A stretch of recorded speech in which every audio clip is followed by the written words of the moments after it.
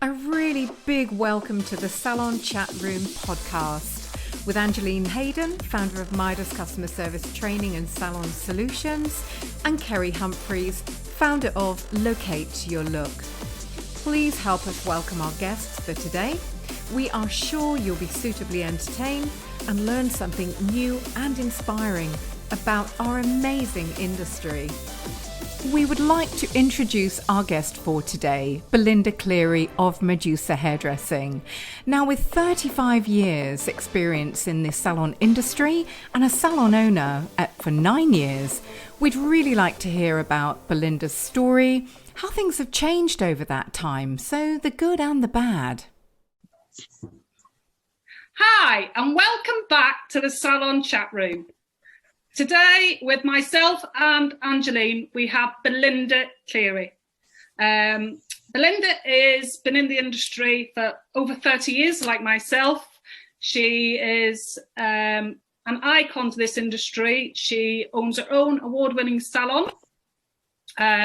So we just want to talk to Belinda today, how she's seen the industry change, the things that she loves about the industry, and the things that she hasn't liked in the changes over the 30 years she's been in it. So welcome, Belinda. Hi. Hi, Belinda. Nice to meet you. Hi. So let's kick off. What do you love about the industry?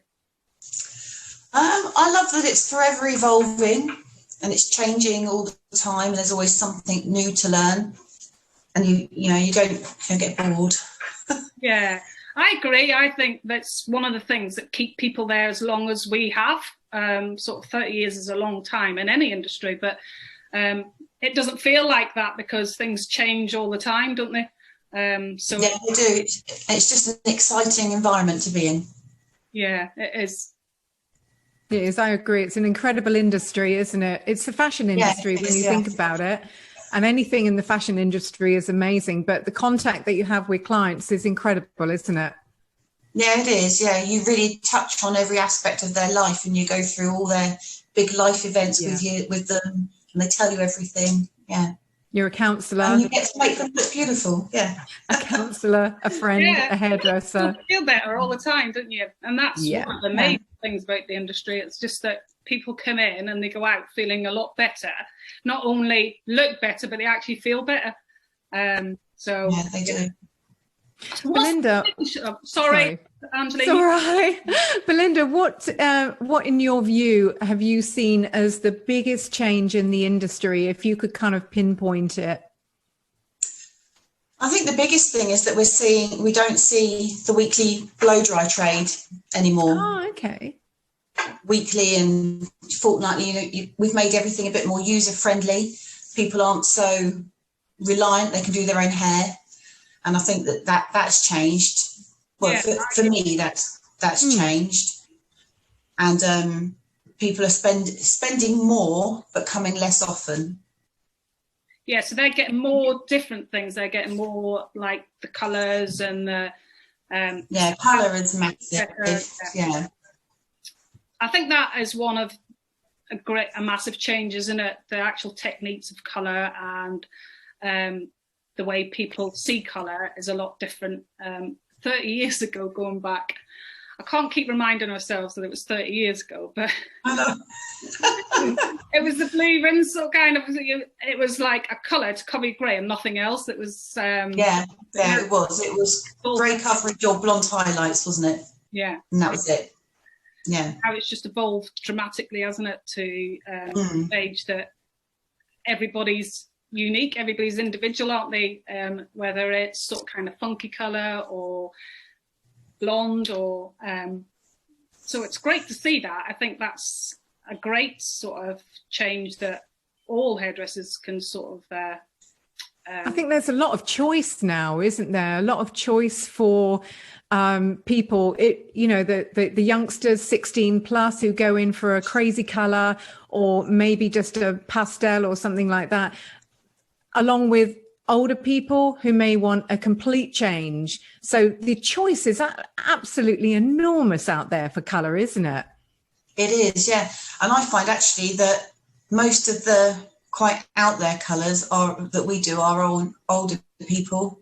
Well, I do quite a few older ladies, and they all have a bright turquoise or a pink or a bit of green or something. Yeah.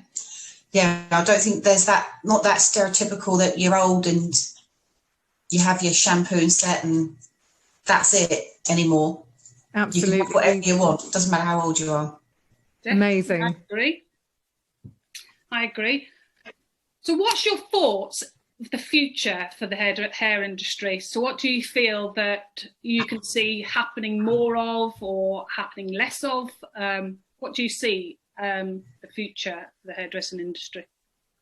Especially for the younger ones coming in, because I feel that with 13% drop last year of younger people joining the industry, I feel that one is quite disappointing. But what do you feel that the future holds for us as an industry? Because it's always going to be a people thing, isn't it? It's never going to be something that's being totally taken over by technology. No, it's not. We're always going to be there. And I don't think it matters so much if you're on a high street anymore. I think you have to make yourself a destination. There's not people queuing outside the door. You have to find them. And I think that schools need to be pushing apprenticeships more. I mean, I'm amazed that it's still the same as when I wanted to do hair. And I've got a daughter who is incredibly bright, but didn't want to necessarily do A-levels. She would be a perfect candidate for like a corporate apprenticeship, but the school puts you on a pathway really early. So if your grades are a certain level, you're going to university, whatever. If they're lower, they direct you to vocational apprenticeships. And I think, well, that shouldn't still be this way. It's like, you know, you can only do hairdressing if you're a bit thick. It's still the way that they push it. And it's a real shame, isn't it? It's terrible. And I went to careers evenings with her, and it was all colleges and universities. And I thought, well, when we went to careers evenings, there was businesses talking about their businesses, and you know, they don't even know about apprentices unless they're considered to be a little bit not as academic. And I think that is really, really wrong. Not quite sure how the new teeth thing is going to work out. That's just been introduced. I've been invited to a Zoom talk about that. I don't really know what effect that's going to have. But I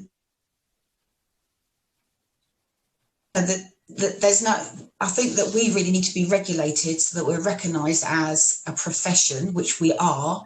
And schools and colleges need to be directing everyone. It should be an option for a career. And I remember when I wanted to. Sorry, Belinda. Do you think that because hairdressing is a massively creative career, that they're missing the creative nature of some of the young people that are coming into the age where they're thinking about, you know, their careers? Do you think it's that side of it that's missing for schools? No, I just don't think they see it as a career. Right. They don't see it as being a proper job. Yeah. And you know, and parents say it to their kids still, and I think, blimey. You know, 35 years ago, I had to make a deal with my parents that if I wanted to do hairdressing, as it wasn't a proper job, I had to do night school secretarial course. So I had a backup plan. Yeah, I had to that's how it was. Hell at night school to be able to do what I wanted to do.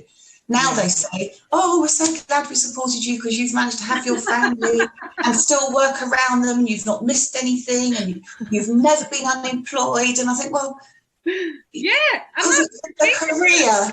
It's a career. And, you know, and when I had my children, and then I went back to work, I had like my friend's parents say to me, "Oh, have you got yourself a little job then?" I said, "No, I've got a career that I've had for 20 odd years." It sounds like the only people who don't see it as a career are the people who are outside of the business. When you're in the business, you recognize the sheer talent that hairdressers have. You know, they've got to, you know, they're dealing with biology, sociology, psychology, all of that, you know, chemistry. And dangerous chemicals endless. and sharp blades. Yeah, exactly. Absolutely. I was always, as a salon owner and not a hairdresser, I was always totally wowed by the things that they did. And I used to go up and I used to say, if somebody had done really lovely hair, my goodness, that is absolutely incredible what you've just done in front of the client, you know, and it was absolutely totally, I was blown out the water with the type of hairdressing that was coming through. Incredible. It is. Yeah, there are some really, really talented people around.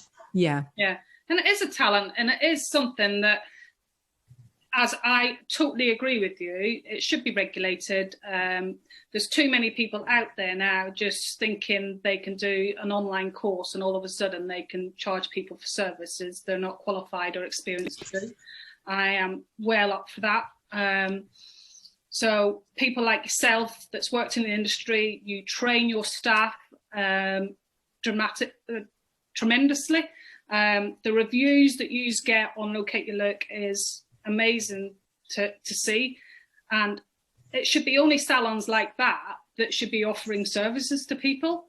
People out there are paying for a service. They should receive the service they're paying for. So I'm all up for regulation in this industry. I trained for 3 years to become a hairdresser, and I was on an apprenticeship for 3 years, and I started cleaning the toilets with a toothbrush. But it made me realise how hard you have to work in this industry. So some days you're working 10 hours a day and on your feet, and you go home and you think, and then you have to start doing that the exact same day. But the joy and seeing people going out feeling and looking loads better than they came in overrides any of that. So I'm fully in favour of that. Belinda, do you agree think with you as well about the apprentices and apprenticeships and stuff like that? We need to sort of kind of try and do something on that side of it, because I learned on an apprenticeship, and I'm not sure I'd still be in the industry if I was at college full time. I loved, like Angeline said, loved to watch other people creating stuff, and that's what inspired me to carry on with it. So apprentices need to come back and be the forefront of that side of it. Well, they are the future of our industry, aren't they? Yeah. Yeah. So, Belinda, just quickly, do you think that there should be, we talk about regulation, do you think that there should be more regulation coming into place? I think we are hearing through the grapevine that, you know, even the government are looking at more regulated salons so that they are then put to be doing CPD hours for continuous professional development and things like that. So that, and I know in the US, this is a big part of hairdressing is continuous professional development. Whereas in the UK, you're not only not regulated, anybody could go and set up a hairdressing salon, but there is no drive to continuously professionally develop yourself because there are no regulations. Do you think that would be an important factor?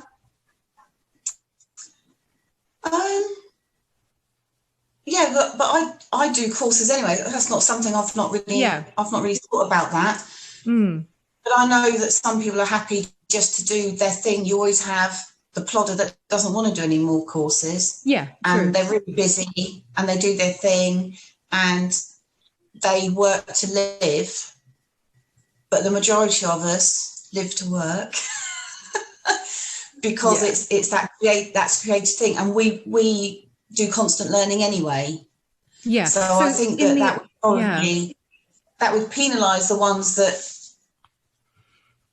are happy doing what they're doing, really. But I do think that you need to have you have to have a qualification to be able to work.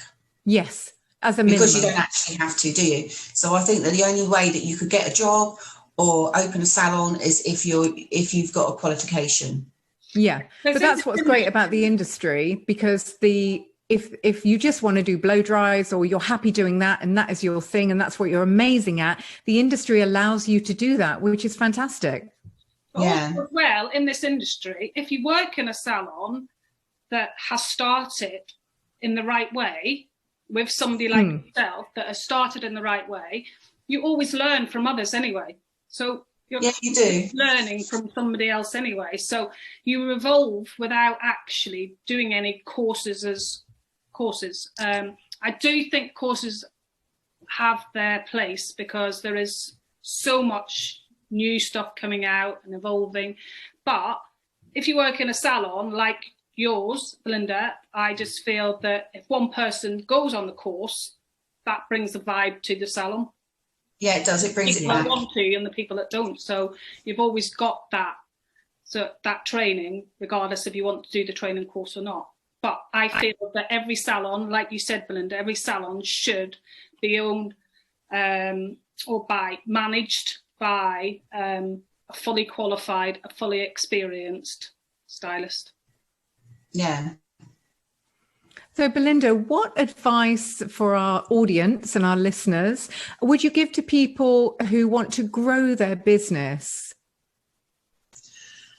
Well, that is the question we'd all like to know the answer to, isn't it? I think that really you've got to invest in your staff to keep them current and educate them, and give 100% to all of your clients. If you're giving 100% to all of your clients every single visit, they're going to come back. That's great advice. So your columns are gonna fill up, and social media, make your social media consistent, so that that is a window to advertise your work, really showcases your work. Don't really know what else. Do you know, I think those are three really good key points, actually. And there may be a few more, but I think those are really good key points. And I think you hit the nail on the head about looking after your staff, because if your staff are loyal to you and you treat them with respect and they respect you, I think you have the perfect relationship.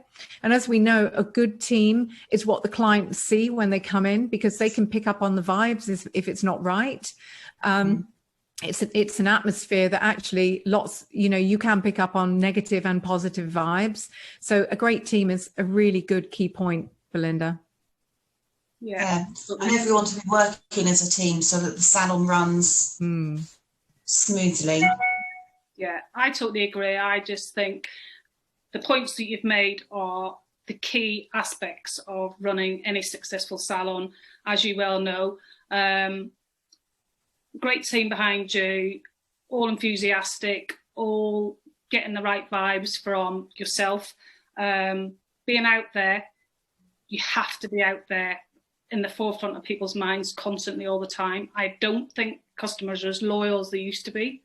I think that when I was had my salon, it was 60-40 ratio. Your 60% customers were loyal, and 40%, that was always the amount of customers you had to gain. But I think it's gone the other way around. I think 40% customers are now loyal, and 60% you have to evolve. So it's sort of always be in the forefront of mind, showing people exactly what you deliver as a salon, and they will come. They will come in time and time again. It does grow organically. Mine's grown organically. I don't do any discounting. I don't do any offers. I don't really do any advertising other than social media. And it's just grown naturally. It's word of mouth, really. But I do train my staff in consultation. Yeah. So you get a really consultation is the key, isn't it? If you get the consultation right, then not much can go wrong, really, because it's And when I opened my salon and new people were coming in, and I asked them why they were changing, most of them said they hadn't had a consultation before, and they were really surprised that I'd sat down to talk to them. And I thought, well, you have had a consultation because you've been asked what you want, but they didn't see that as being a consultation.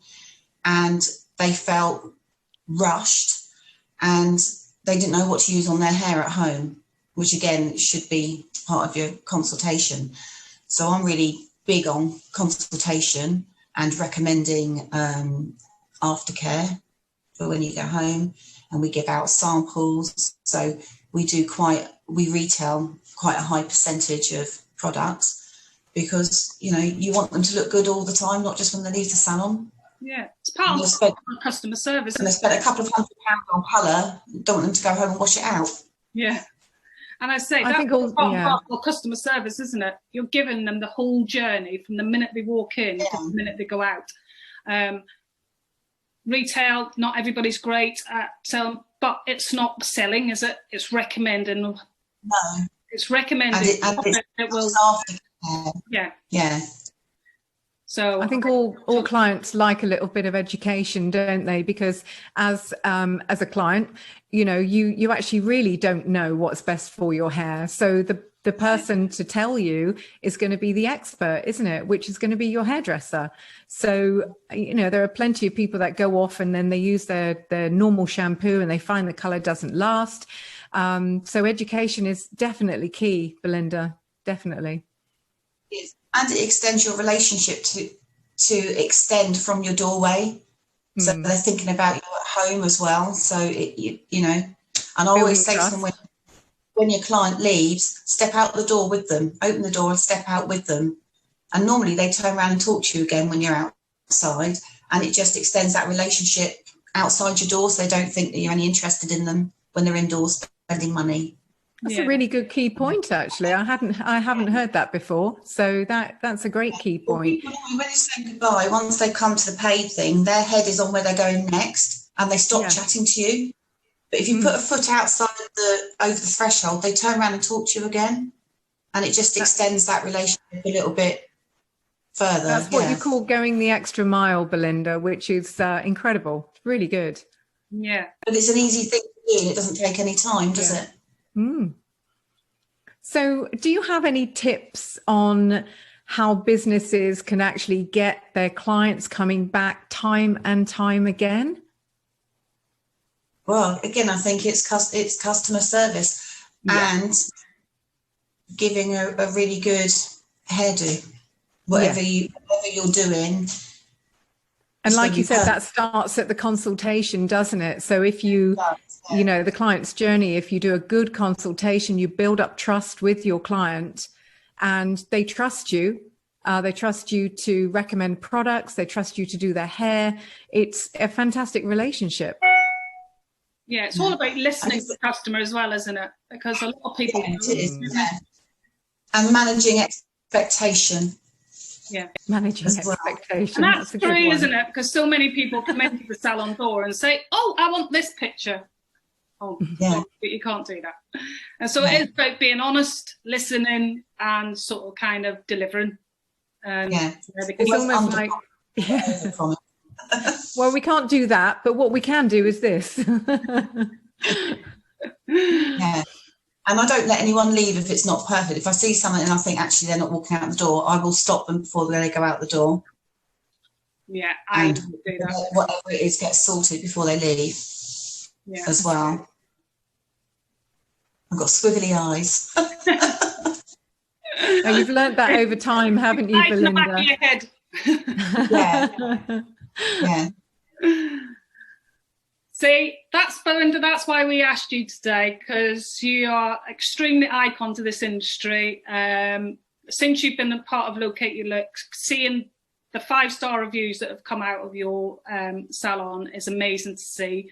So thank you so much for your time today. It was lovely chatting to you, and hopefully we'll get together again soon and chat again.